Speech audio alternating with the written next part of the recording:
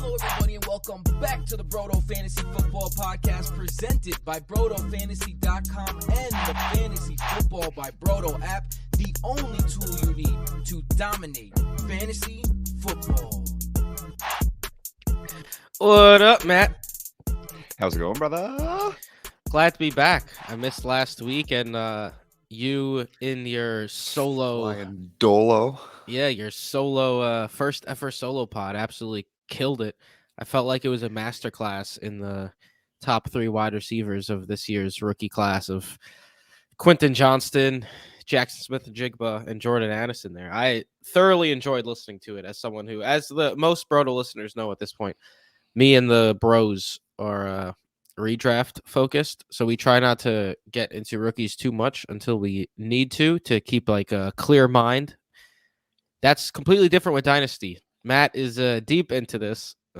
Super Bowl hasn't even been played yet. Yeah, which is way better for the Dynasty folk listening here. And if you haven't listened to that pod, it's not like it's going to be irrelevant anytime soon until basically the NFL draft. Once NFL landing spots hit. Hopefully my predictions with those draft capitals stick as well. Yeah. So once the actual landing spots hit, that's the only time I guess may change the outlook a little bit. But otherwise, go listen to that at basically any time. And good job, Matt. Your first solo pod was a success, I think. And the my heart was Dynasty racing the whole time. The Dynasty mailbag was fun as well. With that being said, it's me and Matt here today. We are going to be bringing you a Super Bowl preview. We're going to be highlighting some props that we like and a long shot prop that we like as well. And then we are going to be looking at the fun Super Bowl props of like Rihanna's first song and national anthem and Gatorade color and all that good stuff. This episode, of course, is brought to you the Fantasy Football by Brodo app. Go download that app if you do not have it. Like I said, Dynasty Matt over here is going to be doing a lot of Dynasty content throughout the offseason, and that's going to be all available on the app at any point. You could go on the app and look at the complete stats from the 2022 season, 2021, all the way dating back from 5 years. You could get any stat you want basically from the last 5 years of any player. NFL player comps are going to be coming out as well, which have been successful, and a nice little way to check out another avenue of outcomes for rookies, because we don't just look at size and speed. We also look at college production and things of that sort. I'm not going to give away the secret recipe, but yeah, that's coming up soon too. So check that out at Fantasy Football by Brodo on any app store. And that's that, Matt. We are in to Super Bowl week. The Super Bowl has arrived. The Chiefs and the Eagles. I mean, think half of who I predicted to be here is here. Yeah. I think a lot of people were going into this playoff thinking the Chiefs were the favorite, and now a lot of people are thinking the Eagles are the better team. Do you think this? You think that's something that people have been looking at, or has your mind changed on these two teams at all since the playoffs started? Seeing the Mahomes injury and the Eagles just pure dominance. I mean, the injury is probably what has changed my disposition towards the Chiefs' chances more than anything. But Mahomes played his ass off against the Bengals and was scrambling and obviously looked compromised, but was still putting it all out on the field. That old idiom and cliche he certainly lived up to. That said, is like my preseason predictions were Eagles-Bills Super Bowl. Like, it just felt like the Eagles had everything you need from a Super Bowl winning team. They have an absolutely nasty offensive line coupled by a nastier defensive line on the other side, an MVP caliber quarterback, 2 dominant wide receivers. I think the Eagles are the better team. And if you look at statistically just on paper as their game-to-game averages go, the Eagles are the better team. With that being said, I guess I'll dive into my my outlook for this game. So the game we're looking at, of course, is the Super Bowl, Eagles and Chiefs. Right now, the Eagles are -1.5 in this one. So basically, kind of like a toss up, but a little bit favored to the Philadelphia side with an over under of 50.5, which is pretty high. Just thinking of this right now, I wish I looked it up, but this has to be one of the higher over unders in the Super Bowl in recent memory. I think. Like 50.5 is pretty high. but maybe I'm just bugging out and I'm not thinking clearly, but it seems No, like I it's mean a little high. it is pretty high, but it's also the first overall offense in yards and points, and then the second overall offense in yards and third overall offense in points. So like it's the actual over under is below their combined scoring averages per game. Um, oh, we're back. Did you skipped out a little on me? Yeah. If you're watching on YouTube, you might have just got a couple black screens there for a second. Why? Also, I forgot to mention we are now on YouTube as well, creating YouTube Go check Shorts it out. as well. Those have been YouTube getting Shorts are some fire. traction. Yeah, those have been Yeah, they're getting some getting some. traction too. It's been They nice. were popping up in my own algorithm. It was really nice to see. I was like, Yeah, look "Whoa, at that. there It's like, I whoa, am." that's my face. What's that Yeah, like doing I was. there? It was shocking, but also encouraging. Yeah. But yeah, so check us out on youtube.com/protofantasy as well. Easy enough. You just have to put our name after the backslash.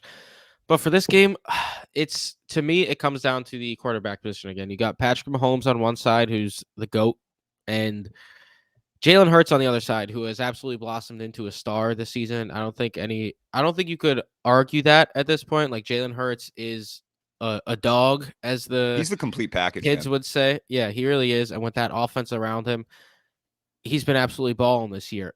A lot of people are saying, the Eagles have had a very easy stretch to get to this place.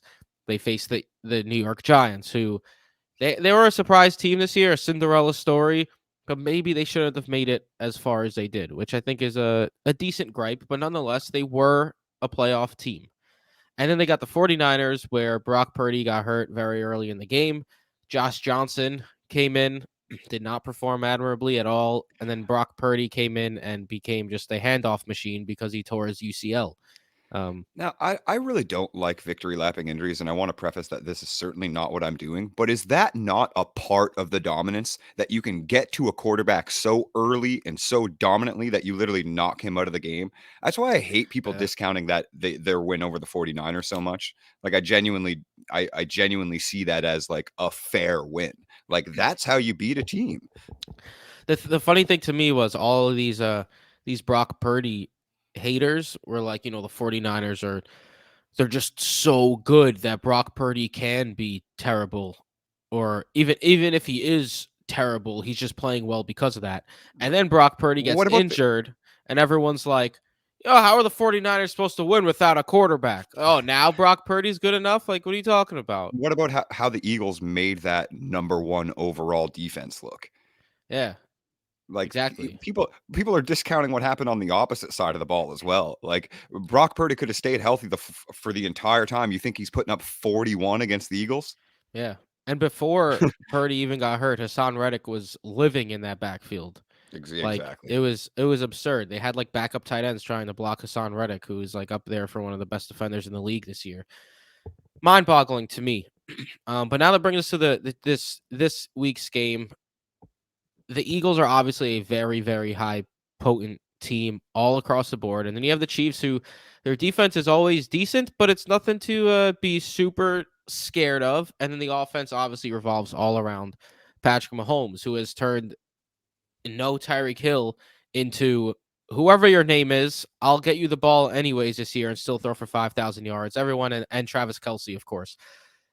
I I think this is going to be a very pass heavy game. I don't think this is I'll get into this more with the props later.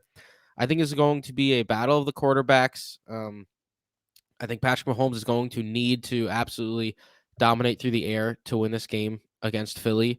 If they're not able to get it going, I don't think they're going to be able to rely on Isaiah Pacheco and company to win this game, especially with the defense that Philly has. Like they're going to have to beat them over the top several times this game. I think, or small chunk gains. Like they're gonna need to put together offensive drives where Patrick Mahomes does things where you're like, wow, nobody else could do that in this league. And I'm siding with Patrick Mahomes here. I'm siding with the better quarterback. I tend to side with the better quarterback in these very close matchups, just because the quarterback position is the most important position in the league. I think this has a shootout type game written all over it, even though the Philly defense is so strong. Patrick Mahomes is equally as strong himself, and now he has the second week to recover from the injury that he dealt with. And the other guys could get healthier too. I mean, Michael Hardman's on IR now, but Juju could get a little healthier. Kadarius Toney could get a little healthier. I Right. And think, I think that's essentially one of the biggest narratives is the health of the Chiefs in general, yeah, their receivers and Mahomes. And I mean, as far as Andy Reid is bloating or goading, gloating, there we go, found it. Gloating to the media is his team's looking pretty healthy in practice. yeah. And so for me, I said the Chiefs and Bengals game last week. I thought it would be a really tough game, and it'll come down to like a field goal at the end, whichever team wants it more. That's basically exactly what happened. The Chiefs ended up getting oh, we haven't even discussed that play at the end of the game by that Cincy defender. I've forgotten his name already. No disrespect, but hitting Patrick Joseph Mahomes out of Asai. bounds. Yeah, I think so. Hitting Mahomes out Mhm. of bounds there was just a very, very bad play. But nonetheless, Kansas City has moved on. I think it's going to be a similar game here, maybe a little bit more high scoring. So for me, I'd bet. I'm going with the Chiefs. I'd bet on the Chiefs money line here. I don't think you need the 1.5. Just take the extra change there, and take the money line. If they do end up winning by 1 point, I'm sorry, but I would take the Chiefs money line here. Yeah. Um, Chiefs Yeah, I money mean, line I'll flip that and say I'll probably take the and the Eagles. over 50.5. I was gonna Yes. say, Matt, I'm gonna pass it on to you now because I feel like you're on the Eagles side of this here. I am, and I mean, I already mentioned one of the major narratives, but the other major narrative that I wanted to break down before we, left the Super Bowl matchup, or while we were talking about the Super Bowl matchup, is the trench battle, and if everybody always says like defenses win championships and things of that nature. Um, Stop we're messing up. both trying. All right, yeah. Yeah, so defenses win championships, and the trench battle is obviously a major key factor here. And if you look at it, like the Eagles are ranked first in adjusted defensive efficiency against the pass this season. Mahomes is coming off, the ankle injury, a high ankle sprain that usually takes 4 to 6 weeks to recover from, but he's made rapid recoveries and did have the extra 2 weeks, obviously from the AFC Championship. So now he's kind of on that 4-week time frame, like it has been 4 weeks. So if Andy Reid is saying that like Mahomes is much healthier and looking much healthier, then maybe we're looking too deep into that injury. But it's still the Eagles' defensive line, and that trench battle is like the Eagles lead the NFL in sacks, 70 sacks this season, but second in sacks this season was 15 behind them with 55, but none other than the Kansas City Chiefs. So it's a trench battle on both sides. You're looking at two of the best offense or defensive lines at getting to the quarterback in the NFL, one quarterback that may be potentially compromised with his mobility, but also Philadelphia's offensive line, there's no bones about it, is much better than Kansas City as a whole. You have three all-pro players anchoring it in Jason Kelsey, Lane Johnson, and Jordan Mailata. And young Landon Dickerson and Isaac Seumalo, I'm never going to pronounce his name, Seumalo. They're both obviously phenomenal assets in and of themselves. Now, Lane Johnson is dealing with that groin tear. He's obviously going to suit up, as he's been suiting up the whole time and been getting away with some interesting false starts. But that trench battle to me is what is going to be the most defining thing. And I'm not entirely sure, because we saw Cincinnati get to him a few times. I'm not entirely sure that Kansas City's offensive line is going to hold up against Hassan Reddick and company. And I know it's a very similar soundbite that I had when the 49ers were playing the Eagles, but it's true. He's a all-pro defensive player of the year candidate, and he has been wreaking havoc on backfields all season and did it at ease against one of the other better offensive lines in San Francisco. They're going to put pressure on Mahomes, and healthy or not, compromised ankle or not, no quarterback can escape what Hassan Reddick and company bring. I hear you. I do hear you there. Like, I do think there's a clear path to Philly winning this game as well. Um, the issue I have here is that I side with the quarterback in Patrick Mahomes, and I also side with the coach in Andy Reid. If you look at Andy Reid's history after bye weeks, the guy basically doesn't lose, and this is basically a bye week. They get 2 weeks to prepare for the Philadelphia Eagles, and it's a battle of Andy Reid or Nick Sirianni. Nick Sirianni is creating a very fine resume in his own right, but he's not Andy Reid, and Andy Reid is paired with Patrick Mahomes, they've become just a super dynamic tandem, and they no matter what defense they faced in the past, they've been able to operate an offense that was able to counter whatever the defense has thrown at them. So if they bring a lot of pressure, they'll get the ball into Kadarius Toney's hands quick. They'll use Jet McKinnon out of the backfield on a swing pass, and they have all these plays, these like gadget type plays where it's hilarious. Like you saw that play last week where they Travis Kelsey literally flipped it back to Jerick McKinnon on the Bengals side of the field. That was absolutely hysterical, and I was like, I love it. Like they're like, I think it was drawn up. Travis Kelsey's always looking to flip it back, which me and Jason keep saying we think that's something that's going to become more popular in the NFL over the next coming years, working that into the game plan. But I just think Patrick Mahomes and Andy Reid as a combo stand out a little bit more than Jalen Hurts and Nick Sirianni. And if the Eagles do win, it is going to be because Hassan Reddick and company get to Patrick Mahomes early and often. Either way, I think this game is going to be just a tremendous game. I don't think this is going to be one of those blowout Super Bowl games where everyone at the party is like, well, that stunk. I think it's going to be a very, very fun game to watch and a very high caliber game to watch with the Chiefs just barely pulling it out at the end there. But Matt, you got the Eagles, I got the Chiefs. How do you feel about the over under? I have the over. I think the over as well. Yeah, I think the over as well. And as I was alluding to earlier, their combined point averages per game, I think it's 29.1 and 28.3. So their combined just averages are well over. And as much as I was touting the Eagles defense, obviously first in efficiency, and I could see both quarterbacks potentially having maybe one turnover, or I shouldn't say quarterbacks, but I think both offenses could potentially turn the ball over, which kind of just lends to exactly what you're saying, like more shootout, more offensive opportunities for both teams. I think it's going to be a quick paced game as well, because of those gadget plays in that Eagles secondaries. You don't want to allow Hassan and company to set up and get in the backfield to where those, defensive backs, because it is James Bradbury and Darius Slay and CJ Gardner-Johnson, right? Like where those defensive backs can really read a quarterback's eyes and read the play, right? So yeah, I am with you for the game script completely. I just see it, that one little extra possession going towards the Eagles, or that, last second field goal, what have you. There you have it, folks. In classic fashion, we are split here on the Super Bowl winner. Hey, I do know one thing. One of us is going to be right. Yeah. So one of us will be able to talk shit to each other. For sure. Before we I'm move looking on, forward to it. before we move on to the player props, I missed 1 week last week, and apparently I forgot how to do this because we always start with news. I completely forgot to start with the news. Oh yeah, well let's get it in. We're going to. I think it was more important to get the Super Bowl matchup out of the way. Yeah. Let's be honest. Yeah, so that's where my head was at. I didn't forget. I was just thinking, let's get right into the Super Bowl. No, you're Thanks, being Matt. a good host.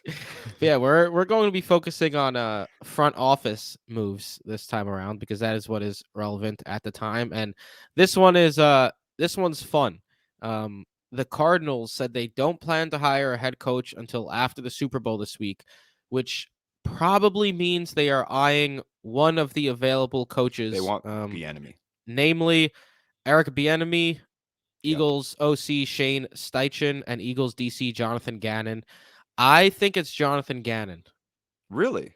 I do. Yeah. Okay. I think the Cardinals went with Cliff Kingsbury, the flashy young offensive minded coach. That became a shit show. I think they're going to go with Jonathan Gannon here, try to turn things around through their defense, try to get more of a grind out football style, like Dan Campbell-esque Lions.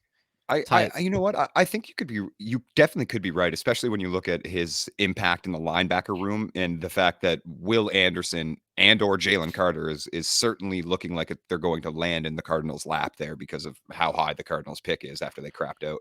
Yeah, I definitely could see that, and them trying to bring in a bit of a different culture altogether, where their defense has certainly been a liability for them. I don't think that. I think all three of the options that you just mentioned, and obviously we're going to have a little bit of extra bias towards them as they're coaching in the biggest game of the year, but all three of those guys should be top priority guys for the Cardinals. Yeah. And Jonathan Gannon is a pretty young dude, but he's only been the DC for the Eagles for 2 years. I mean, and you saw it last year. In the last 2 years of the Yeah. have Like been when they really turned that. last year they were very good. And then this year they've just been absurd. And similar to D'Amico Ryans, like actually, well, the Eagles do have more flashy names than the 49ers did on in their secondary and their front seven, but nonetheless, I like it was a team that should be solid, but you don't know if they had a different defensive coordinator, if they would have been as dominant as they were this year. So we'll see. You're on Eric Bieniemy. I'm on Jonathan Gannon. Yeah, and obviously Bieniemy for the simple fact of fantasy points. I think it's genuinely just a fantasy points play. I love me some Kyler Murray, some Rondale Moore, some Marquise Brown. Assuming also, I would assume that DeAndre Hopkins being traded would coincide with whatever other free agent and off season moves that they're making. So Yeah, we got ourselves a general manager hire. GM hires are always fun. The Titans also saying, I want something from you, San Fran. The Titans have hired 49ers director of player personnel, Ran Carthen, as their GM. Carthen's been with the 49ers since 2017 as their director of player personnel. And I can't think of a team that has done more with their players over the last 5 years than the yeah, facts. 49ers. 100%. It seems like this is a very smart hire for Tennessee. Yeah, I especially after what their like, last GM did. yeah. The Titans are clearly trying to turn things around at this point, but yeah, this seems like a solid hire for Tennessee going after someone who's been really very solid in his position at San Fran, where San Fran has just been churning out ridiculously great, talented front office members for years now. Yeah. Next up, we're using NBC Sports Edge, by the way, using their Roto feed for these head office news and notes. Is there Shout out anything them. I'm forgetting, Matt? And any coaches I that mean, you wanted to discuss? Or on the solo pod, so go check that out. We did cover a little bit of the Sean Payton to the Broncos and D'Amico Ryan to the Texans, which I think are probably the two biggest, even as the season off season goes on, those are the two biggest hires around the NFL that you're going to see. yeah, And I mean, the Ravens need a new OC. Like they really, that should be one of the most interesting and priority hires that fans should be looking out for. But again, I think they are really waiting for that Eric Bieniemy negotiation window to open up. yeah. I did want to add one more here that I forgot about that I just remembered, which is fun, and that's that the Ravens hired Sashi Brown as the new team president. And if you don't know Sashi Brown, he was the how do I put this? For the Browns, he was the guy that everyone was like, yeah, Sashi Brown is doing what we want. He was just tanking, basically, trying to rack together picks. He was doing the like analytical style in the front office of just shitting the bed, trying to collect as many picks as he could. It Doing the kind Sam of Presti. worked. Yeah, it kind of worked. With that year where Baker Mayfield was decent and the Browns like were actually decent, but the Browns are a shit show, so it didn't actually ever work. Yeah, there's no overcoming that level of poverty, man. Yeah, but yeah. So with that being said, that's an interesting hire. If he's gonna turn his career around, it would be with the team like the Baltimore Ravens. But with that being said, that's the coaching news. We already discussed the Super Bowl, so now we're gonna get into our Super Bowl prop picks. This is going to be 3 from each of us. Three picks that aren't over the top crazy, like you know, Yeah, where people are regular putting prop bets. together plus 45,000 parlays and like, bro, this is gonna hit, bro. And then we're gonna have a long shot each as well. That one's a little bit more. This is gonna hit, bro, type style. So Matt, why don't you hit us with your first prop bet? And these are prop bets that we liked. We studied the game and that we liked the best. So I mean, I'm gonna be putting money on the prop bets I speak about. So it's not something we just took out of the back Yeah, pocket and same said, "Oh, here. this Yeah, looks good." Yeah. I do want to preface that I actually have money on these lines. Yeah. Yeah. And my first one, because of the game script that we laid out, and that I think it's going to be a little bit faster paced, a little bit more pass heavy. And that's Jerick McKinnon's combined receiving and rushing yards, which is at 42.5 for -110. I, for one, I really am into Jerick McKinnon kind of taking over the Super Bowl role a little bit from Isaiah Pacheco anyway. We saw his rushing attempts go up throughout the playoffs as well, just because of the downs that they have Jerick McKinnon in on, and some of the audible plays that they use.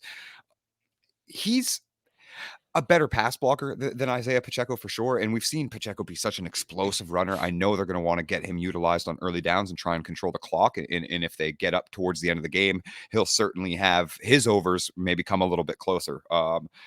Not to get too much into his overs, because I know Mike has something cooking up there. But yeah, like Jerick McKinnon, it's the combined as well. If they're passing a little bit more frequently, which we think that they're going to, Jerick McKinnon is going to be a top weapon in that offense. And that's also because Kadarius Toney, Juju Smith-Schuster, Marcus Valdes-Scantling, and obviously Hardman now being on injured reserve are all banged up. And as is Kelsey, he had a back injury that kept him limited and missed practice actually leading up to the AFC Championship. So they've all been on the injury report leading up to the Super Bowl. I think Jerick McKinnon being the most healthy, and certainly, look at how he finished out the season and how efficient he's been throughout the playoffs as well. Their most efficient and effective pass catcher, beyond Travis Kelsey, obviously. Yeah, I think it's an absolute smash to combine his rushing and receiving yards to be over 42.5. I like that one. My first is going to be connected. It's going to be what is it? Correlated, as the bettors like to say. You got to create correlated bets. My bet here was Isaiah Pacheco under 46.5 rushing yards at -110. Look, Isaiah Pacheco has been very solid as a rookie out of Rutgers this year, late round pick, better than anyone really could have imagined immediately getting inserted into that role. But look, against Cincy last week, he had 10 rush attempts for 26 yards. Against the Denver Broncos, a good front seven, had just 31 rushing yards. Tennessee, which is one of the best front seven, 5 rushing yards. San Fran, 43 rushing yards. This is dating back into previous games prior to the playoffs. The games are Isaiah Pacheco, and he crushed it towards the end of the season as well in juicy matchups. So if you look at his previous performances, you'll see he's been going over this number quite often, but it's been against worse teams in better scenarios where they've been up and they've been able to run and things of that sort. I'm with Matt, where I think Jerick McKinnon was the Super Bowl was the playoff run hero last year in that backfield, and he's just been continuously getting worked in as the season has progressed more and more. I mean, the guy scored 9 touchdowns over the last 8 weeks or so, while Isaiah Pacheco, yes, he's been the main early down back, but like I said earlier in this podcast as well, I think this is going to be a Patrick Mahomes game, a passing game where Patrick Mahomes is going to need to be Patrick Mahomes for the Chiefs to win. I don't think this is a game where Isaiah Pacheco is going to be able to find much room. Even if he gets 10 rushes, he needs to average over 4.5 yards per rush to reach that 46.5 if he reaches 10 rushes in the game. I'm not certain he's even going to get 10 rushes in the game. And I certainly don't think he's going to be an above average per rush in the game either against that stout Philadelphia front seven. So for me, it's game plan driven. I think Jerick McKinnon's going to get a bunch of work through the air as well, like Matt mentioned. And I do not see Isaiah Pacheco being a huge factor on the ground, even if he is worked in a little bit to start the game to try to get that ground game going. I just don't see him surpassing 46.5 rushing yards. I think the line should be a few yards lower, if I'm being honest. I like that it's at 46.5 at -110. So basically, that's what they do at sports books. You're never going to get a bet that's +100 and +100. They got to get the vig in there. So I like Isaiah Pacheco under 46.5 as my first prop bet in this one, which correlates to you, Matt, with your Jerick McKinnon selection. Yeah, I know, and I do think that they're, especially in Super Bowl matchups, man. This is when they really you start to see. I mean, One of the examples, I guess, I kind of really like to give, even though it's a little bit more unrelated, though, but it's like James White's MVP Super Bowl performance against the Falcons is like when you're in a Super Bowl matchup, it really is just like you're throwing all committees in all like, game plans out the window, so to speak. And it's really just get your best player the ball over and over and over again in these positions. And that's where I think Jerick McKinnon comes in over Isaiah Pacheco a lot in this matchup, especially in a pass heavy. Yeah. And Um, I my also wanted to oh add yeah, real quick. I forgot to mention this could be absolutely nothing. It could just be insurance for injury and such. But the Chiefs also activated Clyde Edwards-Helaire off IR heading into the Super Bowl. So even if he gets 1 or 2 rushes stolen away from Isaiah Pacheco, that could be the difference of 3 or 4 yards, and that could be 100%. 3 or 4 yards is big when it comes to betting total yards. So that's that. But Matt, hit us with your second prop bet here. So, I mean, mine's a little correlated as well, and I'm gonna kind of just bring it as like a combined thing because when I wrote it in the chat, I wrote just Miles Sanders over 4.5 receiving yards, and it's -110, and that's kind of like one of the lowest lines of any yardage total that you're going to see in the Super Bowl. And it's because he hasn't had over 4 yards. I mean, listen to his receiving totals for like the last 6 games. It's 3 yards, 0 yards, 0 yards, 0 yards, 6 -13. Fun. So yeah, obviously it's a gamble, and that's what we're here. But it's one check down. That's literally like my logic here. It's one check down in what I presume to be a pass heavy matchup where Miles Sanders is actually going to get the bulk of the workload over Kenneth Gainwell, who we saw Kenny get a lot of run in these playoffs, but a lot of that is correlated to garbage time as well, where the Eagles have dominated all of their matchups. Allow it because it's not like Miles Sanders against the 49ers, those 2 rushing touchdowns. It's not like Gainwell was in any of those formations until they were up by 28. And then obviously 8 in the same thing against the Cowboys, the same thing against the Giants, or the same thing against the Giants, rather. Yeah. That said, I also am absolutely in love with Kenneth Gainwell's combined receiving and rushing totals being just 22.5 yards at -115. I think that and Sanders at over just 4.5 yards receiving. Obviously, Jalen Hurts doesn't check down very much because of the way that he uses his legs. Phenomenal rusher. There's no denying that Jalen Hurts can take any play and turn it into absolute magic by just rolling out of the pocket and sprinting up the sideline. But with the pressure that Kansas City's defense, as I alluded to earlier, they do have 55 sacks in the season. That is second in the NFL behind only the Eagles. They're going to put pressure on him. They're going to put pressure on him from the interior. That's going to, I think, open up a little bit more of these swing outlets for Kenneth Gainwell, for Miles Sanders. I think both of them hit their overs as far as receiving and combined yards go. Interesting. Very interesting. And that was -110, right? Yeah. Yeah, I mean, I had to break down his receiving totals because it's not like you're playing it like, look, he's hit it 2 out of the last 5 times. No, that's not the case. It's very much game script based and kind of one of those things again where I really do see Sanders hitting around that 70%, 75% snap share in this game. That it's not going to be as much of a committee. But that said, disrespecting what Kenneth Gainwell has done in these playoffs to have his combined rushing and receiving as like 22.5 yards, I think that's a little too low as well. No, I hear you. I have a Miles Sanders bet as well. Apparently we're Yeah, this is why I didn't actually take his combined yards, which is the one that I wanted, but I was gonna let you like kind of rebut me here. So yeah, I'm I guess you could say not directly opposite because you went receiving, I went rushing here. My pick was Miles Sanders under 61.5 rushing yards at -110. Look, Miles Sanders has surpassed 61.5 rushing yards in 2 of his last 6 games. And my issue with Miles Sanders is, yes, he's very up and down, but 2 times this year, Miles Sanders has surpassed 61.5 rushing yards on less than 17 carries.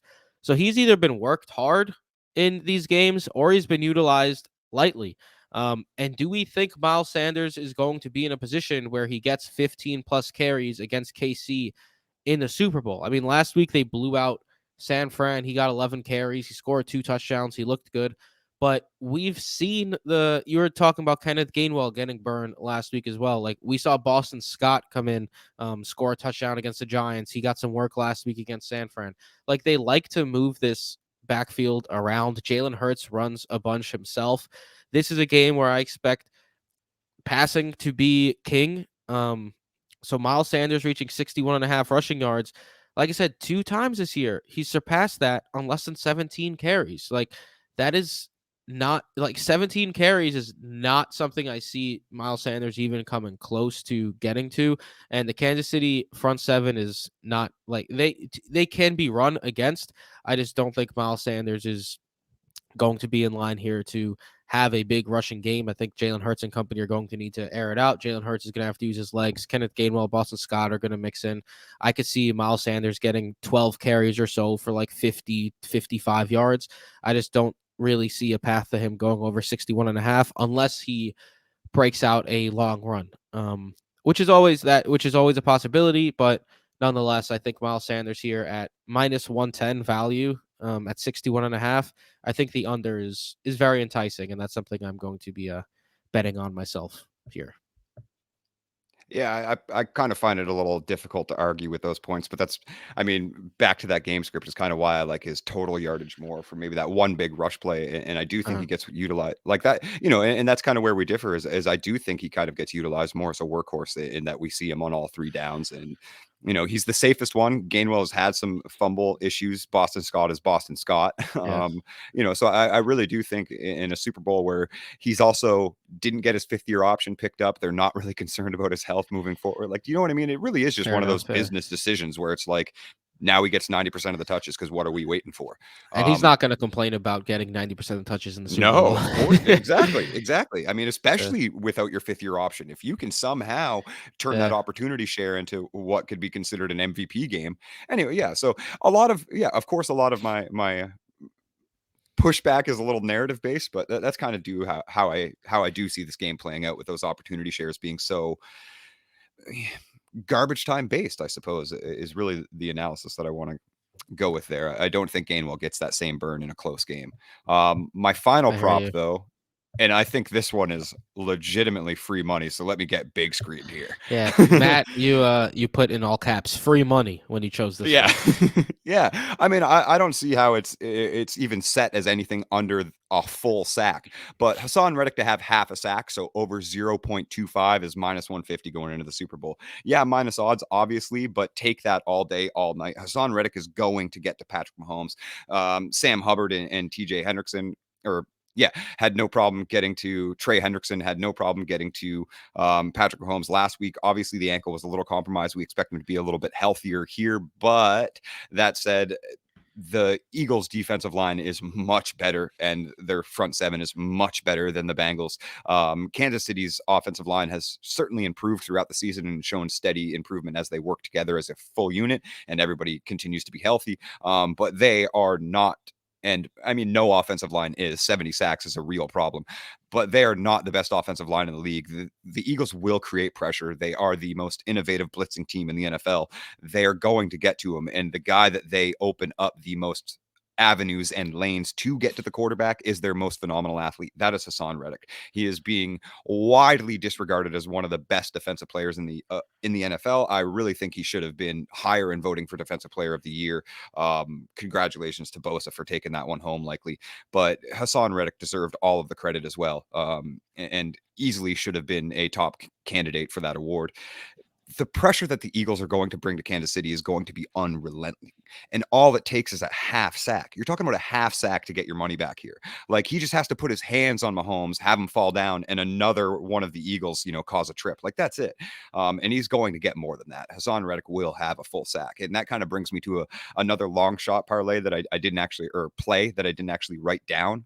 But a combined full sack and tackle for loss for Hassan Reddick is plus money at 200. So he has to get the sack individually and one tackle for a loss from a running back or a designed QB run, and plus 200. So I'm taking that as well. I like it. Like, minus 150 is quite a bit of juice, but when you could get an almost I think I'm with you where you say it's like almost guaranteed for him to at least get half a sack, right? Even if he half a sack. Yeah, even if he doesn't get a full sack on his own, that's all you need. And Hassan Reddick has been a demon in the backfield this year, so I like that. Even with the extra juice. My I mean, he final, averages more than half a sack a game. So yeah, that's true. My final player prop here I like a lot, and I have a feeling Matt is going to like it a lot too, and that is Devontae Smith over 63.5 rushing yards here at receiving yards here at -110. Look, Devontae Smith went over 63.5 receiving yards in five straight games prior to the great playoffs. I games. don't know why I'm like stumbling with my words so much here. 5 straight games prior to the playoffs, he hit this mark. And then against the New York Giants, he opened the game with what was like a 30-something yarder. First pass reception of the game was Devontae Smith. And in case you forgot, because it was 3 weeks ago, that game was a joke from the start. And Devontae Smith ended up getting 10 targets. He ended up ending with 61 receiving yards, so just under the 63.5. But nonetheless, if they needed to pass more, he would have clearly went over that number.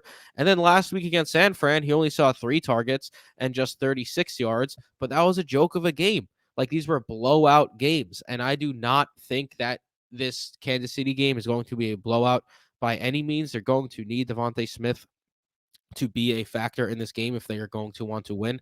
He's basically been neck to neck with AJ Brown over the second half of the year as the producer in that offense through the air.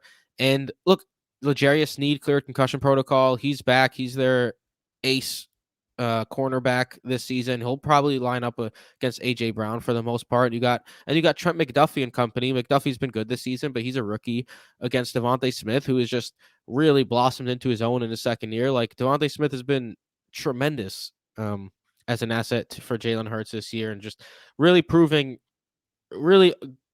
telling all the people who questioned his size, giving them a nice little look at me now, based on how he's played this season, especially over the second half as the offense has taken off. So I think Devontae Smith here is going to be a big part of the passing attack for Philly. 63.5 seems a bit low. I was expecting to be closer to like 70-ish. So I think at -110 over 63.5, that's very good value here for Devontae Smith. I think he gets the over here, and something I'm going to be happily be betting at -110. Yeah, I'll be trailing that all day. I mean, that was one of the ones that when you got to it first, I was like, "Yep, that's the bet." And I mean, for all arguments too, like Devontae has been better than AJ Brown towards the back half of the season. And if you're going as unfortunate as it is for defenses, if you're going to bracket one of them, you have to bracket the dude that's 6'3", 225 pounds, and put up 1,000 yards for every team he's played for. Like, that's just, you have to bracket AJ Brown. You can try with Devontae, but then you're leaving AJ in one-on-one coverage, and I don't think any team is okay with that. So that's just it's a T. Higgins, Jamar Chase situation. Is like, you just got to pick your poison. You can limit AJ and let Devontae get his, or let them both eat. Yeah, So exactly. And I think it's going to be a high almost like potency in the passing game for both these teams. almost like that. The way that I see Devontae Smith in this game, I don't like to make like similar game comparisons, but almost like how the Buccaneers just allowed Travis Kelce to get 130 yards, but didn't allow him to score. Like, you know what I mean? Yeah, like, it's kind of, you just have to let somebody get his, but then, that bend don't break defense, because eh, as good as that offense is, or as good as that defense has been, Kansas City, you just don't have enough players on the field to take care of that many weapons. Dallas Goedert, Miles Sanders, Jalen Hurts on the options, and then Devontae and AJ Brown on the outside. So one guy is going to get his, and they're going to have to play bend don't break, and I think that guy's Devontae Smith. Yeah. Matt, this means we are getting into our long shot parlay. Not long shot parlays, long shot bets here. I'm going to go first with my long shot bet. It sits in at a nice plus 980. And I like the value a lot here because, look, the bet is any QB to throw for 400 plus yards at plus 980. Obviously, that is a huge number, especially for a Super Bowl. But Patrick Mahomes is who I'm really betting on here, not Jalen Hurts. Mahomes has already surpassed this number a couple times this year, and did so against the San Francisco vaunted defense earlier in the year as well. And I think if the Kansas City defense isn't able to keep up with the Philadelphia Eagles offense, this could be one of those 30-plus point games from either side, and Patrick Mahomes is going to need to absolutely light it up. And the reason I like this bet so much at plus 980 is that if you go to the alternate lines for Patrick Mahomes to get over 350 passing yards is plus 320.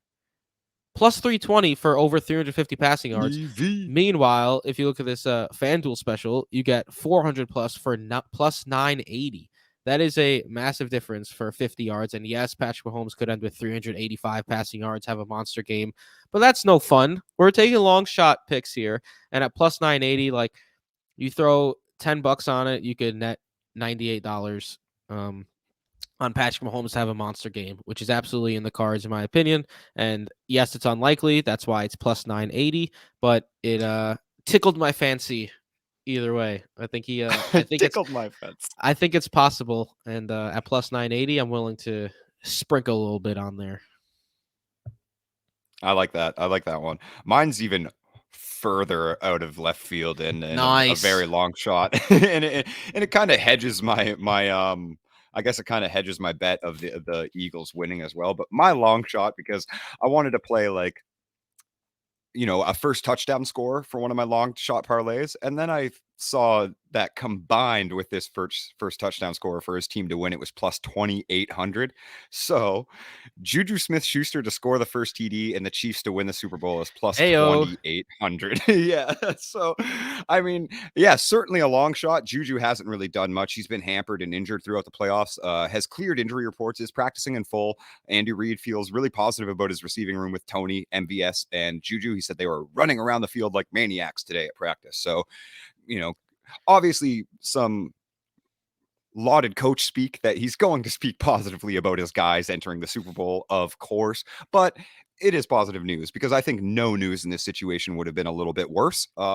Yeah, I think Juju could easily find the end zone at any point in time this game. Travis Kelce is the game's favorite player to score the first touchdown. But I think if they kind of trickle down the field with these short yardage routes that, you know, Mike and I are kind of thinking that a high-paced game with Mahomes getting the ball out quickly because of all the pressure that's coming, that Juju in the slot in those short yardage situations has proven to be very valuable for that team. So I think, you know, inside of the 10, inside of the 15 with one of those slant routes over the middle or a drag route along the side, that Juju could find the end zone, be sneaky, and then I guess I'm, you know, kind of hedging my Eagles favoritism here, leaning with Mike a little bit, because if he scores that first touchdown, they might just run away with that game as well.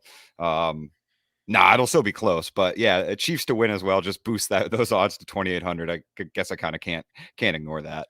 Yeah, I mean, I like it. I do like it. Juju is being slept on, I think, because he's been injured and not playing, like not having a huge effect in the passing game. But if he's healthy, they're gonna need him to step up. So I like it. Plus 2,800 is nice, especially if it hits. It's yeah, of course.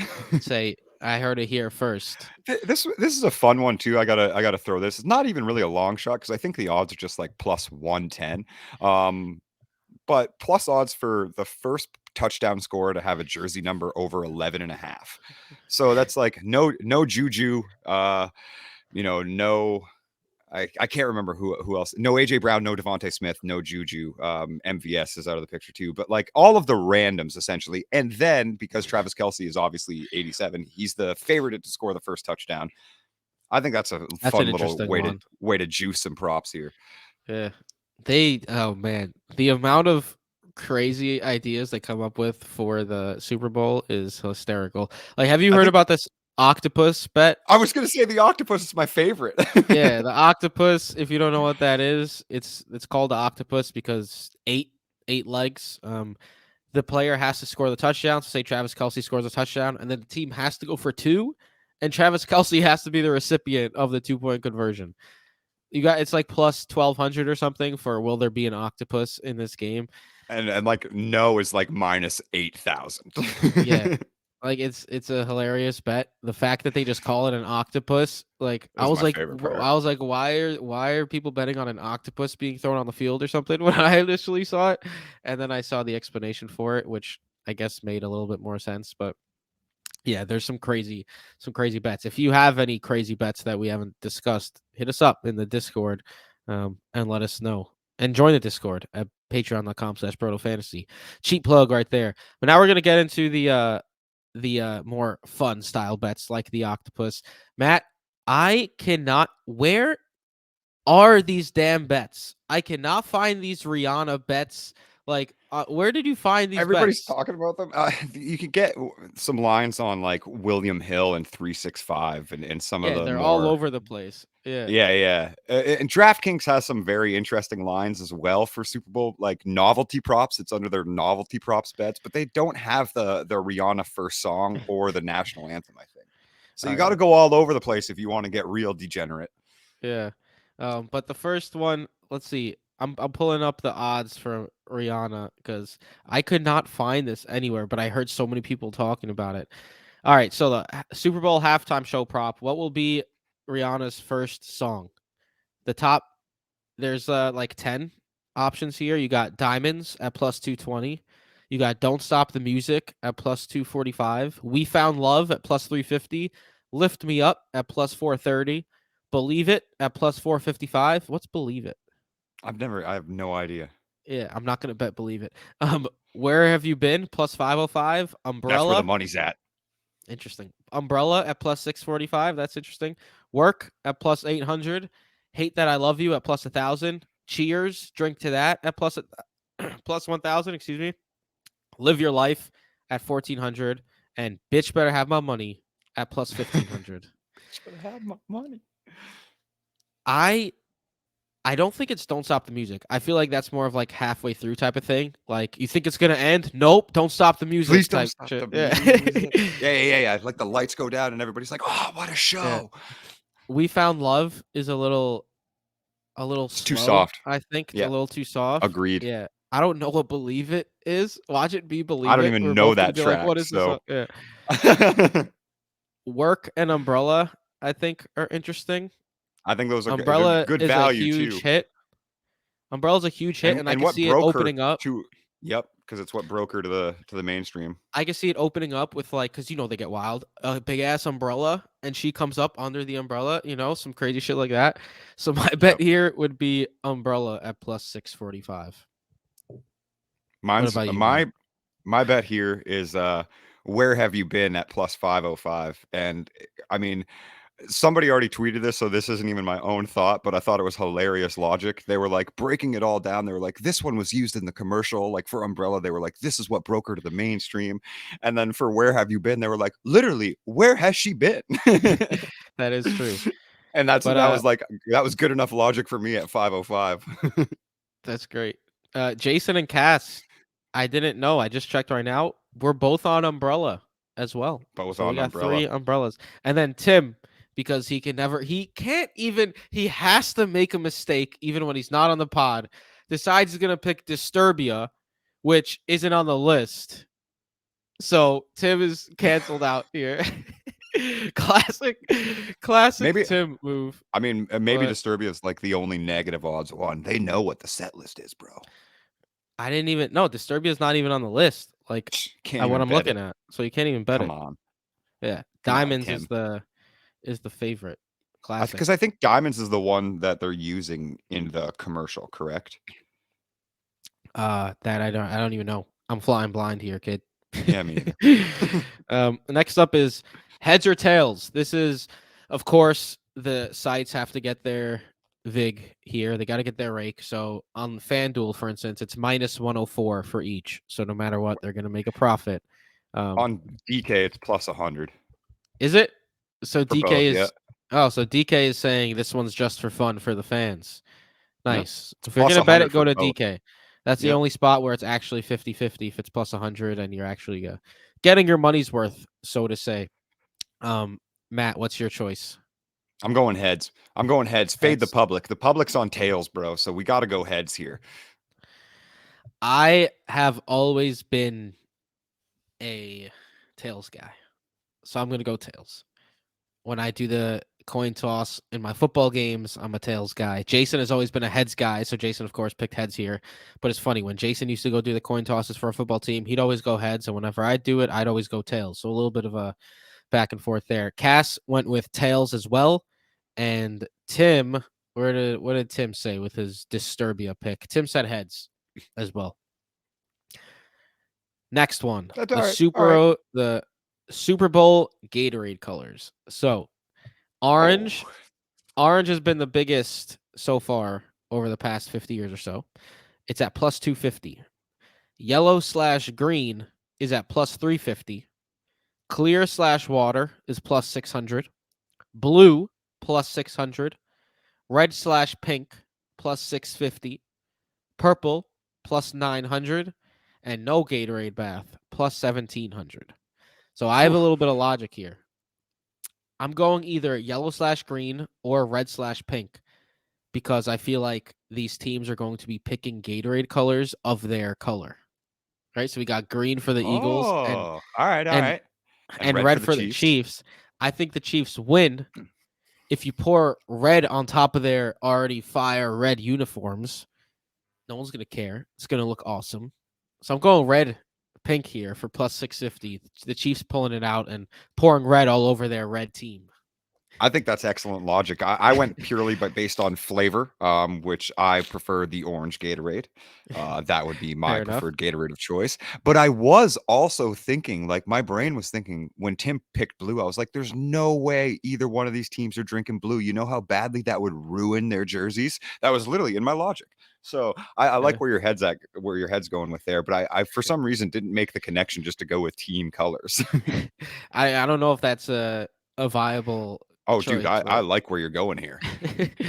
Tim went with blue, which is plus 600. Jason went with Craziness. orange. Jason went with orange as well at plus 250. And Cass went with yellow/green at plus 350. So we'll see. Also, the fact that Vegas or the sports books consider yellow and green Gatorade to be the same thing is absolutely asinine. There is like yellow Gatorade. Like it's not green. Like it's Yeah. yellow. Yeah. I don't know. I was kind of confused by that Fucking too. Vegas. Yeah. Lastly, the Super Bowl national anthem. Let me pull this up what the odds are here. All right. Last year, it was 1 minute and 55 seconds. This year, Chris Stapleton is doing it. One of the premier country One singers, of the best voices in the history of music. which means, maybe he will belt out longer I sections really of the song. I really went Alice in Wonderland rabbit hole on this one. There is a supercut video online of like a bunch of Stapleton performances and his longest note held in those performances. That's And tremendous. he doesn't like extrapolate notes very often. He'll Oh. hit really, really high and really, really low, but he'll come like right back to the octave. And I know that's crazy that I'm breaking it down this much, but that's why I went with under. So that's a solid to dive into that rabbit hole because right now the over is 2 minutes and 5 seconds, which is fairly long. Huge. Yeah. And the over is at minus 185. That's a long. It's going under, folks. That's super high odds. And then the under is plus 140. Your choice is under. Jason said over. Cass said over. So we got a couple overs there. Tim said over. I'm going with you and under with the value here at plus 140. Absolutely. And I think Chris Stapleton getting to. I think Chris being the man's man that he is going to want to get off that stage and start drinking and watch the game. Fair enough. And getting to the high octaves and just cutting it. No need to just extend. Facts. But with that being said, folks, enjoy the Super Bowl. Tell us if you feel you should. I think you should. Matt thinks you should. Let's win some money together. Bet responsibly, of course. Maybe don't bet. Play within it. Yep. Maybe don't bet on Rihanna songs, but if you do, have fun with it. Super Bowl boxes, of course. Maybe you'll win some of those. When we were doing the props, I was supposed to mention like some of the most bet on things in the Super Bowl are absolute like people are just the craziest degens. Like heads and tails is one of the top 3 bets. And like Rihanna's song is one of the top 5 bets. It's absolutely people are trying to predict exact score. Like I think it's 38-33 is 37-34 because someone put on like Wikipedia and said the leaked script. Yeah, goodness gracious. And now it's it's a top 5 bet that has over $1 million in play on it. Wild. So funny, man. I love gambling. if I was gonna bet exact score, I'd go 34-33 Chiefs. Just making that up on the spot. 34-31. Oh, but now I'm putting the Chiefs at 1.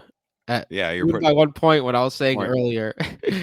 I think it's I think 34-31, which we're still both hitting that over by over 10 points.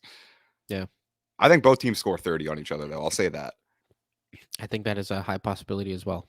With that being Yep. said, I'm at BrotoFF Mike. Matt, where can they find you? At PsychWardFF. Tim is at BrotoFF Tim, at BrotoFF Jason, at BrotoFF Casanova. Check us out on YouTube. We are on YouTube now. You could see our faces as we talk. You could hear why we randomly got confused at like the 12-minute mark when we were both trying to change the camera angles and such. But yeah, check us out on YouTube. For all our glorious and lovely Yeah. mistakes. Thank you to the patrons. If you're not a patron, consider signing up. Patreon.com/BrotoFantasy, as little as $3 a month. Download the Fantasy Football by Broto app and enjoy the Super Bowl, folks. Don't go crazy, betting like thousands of dollars where you don't even enjoy the Super Bowl. Enjoy the Super Bowl, please. But yeah, shout out to everyone who listened to us this year. We're officially coming to the end of the season. The Super Bowl really marks the end of the season. But like I said, we have a bunch of Dynasty stuff coming at you afterwards as well, and best ball and redraft and Best ball stuff. Yeah. also for the Patreon you get I'm going to be putting out baseball rankings and such, and this week's patron pod behind the scenes is about to be a baseball podcast, so you get that for as little as $3 a month too. So, so close. Yeah, pitchers and catchers reporting soon, baby. But that being said, enjoy the Super Bowl, folks. Much love, everyone. We'll see you next week. Later.